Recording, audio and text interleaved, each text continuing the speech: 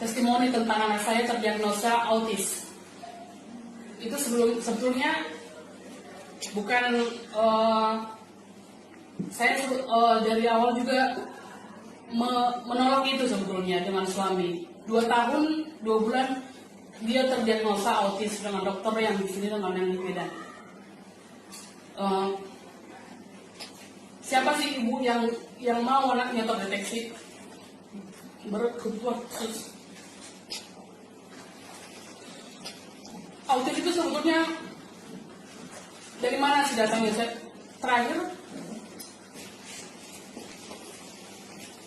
saya dan suami bersepakat kalau ini adalah karunia kita, bukan berarti harus menjadi hal yang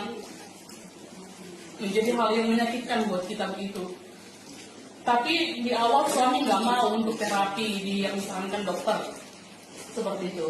Awalnya kita ke dokter itu membawa kenapa sih anak ini terlambat berbicara seperti itu, delay speech. Ternyata bukan hanya delay speech, anak saya terdiagnosa autisme, autis disorder. Makasih. Dan suami saat itu menolak anaknya terdiagnosa autis.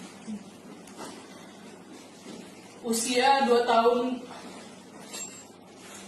hampir 3 tahun yang sama ada. Cuman kan tumbuh kembang anak itu nggak spesifik di sini. Kami kontrol selalu ke Medan, ke Stella Maris, dan dokter selalu menyarankan memang itu harus terapi bicara dan okupasi namanya. Sementara di Siantar masih fasilitas terapi pun masih terbatas. Ada 2 pilihan untuk terapi dan sekolahkan segera kata dokternya. Kami pun menyekolahkan bulan Juli kemarin untuk kelas nursery, belum TK ya, kayak semacam playgroup. Dan hampir 2 bulan anak saya sekolah, memang kelihatan sekali perbedaan anak saya dengan anak-anak yang lain seperti itu. Anak-anak nanti udah fokus, anak saya lari-larian, jejeritan, tantrum kesana kemari. Setelah itu, saya kan awalnya nggak tahu kalau ini bisa untuk autisme. Saya baca-baca lagi, lihat-lihat di YouTube, ada autisme tapi bukan untuk menyembuhkan ya Ci. Karena kan ini ada untuk regenerasi sel. Saya baca-baca juga literatur, autisme berhubungan dengan sel saraf.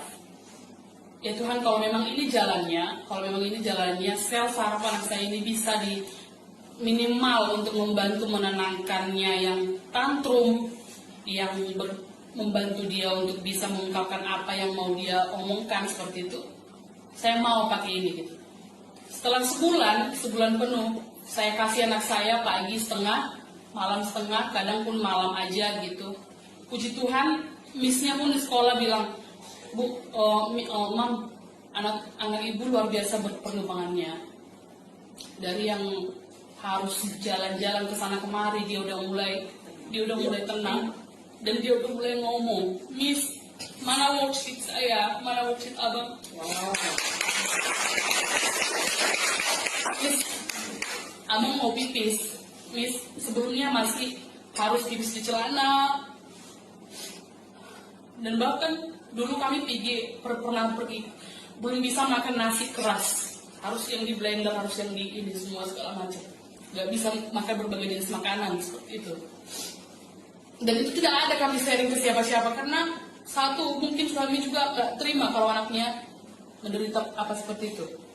Dan puji Tuhan sekarang dia sudah lebih mandiri, sudah bisa ganti buka celana sendiri, pakai sepatu sendiri. Mungkin bagi sebagian ibu yang lain hal itu hal biasa, tapi saya itu merasa itu anak saya luar biasa. Dan misalnya di sekolah juga bilang gini, banyak kok anak-anak yang seperti itu. Anak ibu ini anugerah buat ibu, katanya seperti kata apa tadi, anugerah buat ibu. Tapi memang harus dilanjutkan terapinya. Dan puji Tuhan sekali, begitu banyak perkembangan anak saya sebulan penuhi di konsumsi SOP 100 plus. Dia udah mulai ngomong, udah mulai bernyanyi. Wow.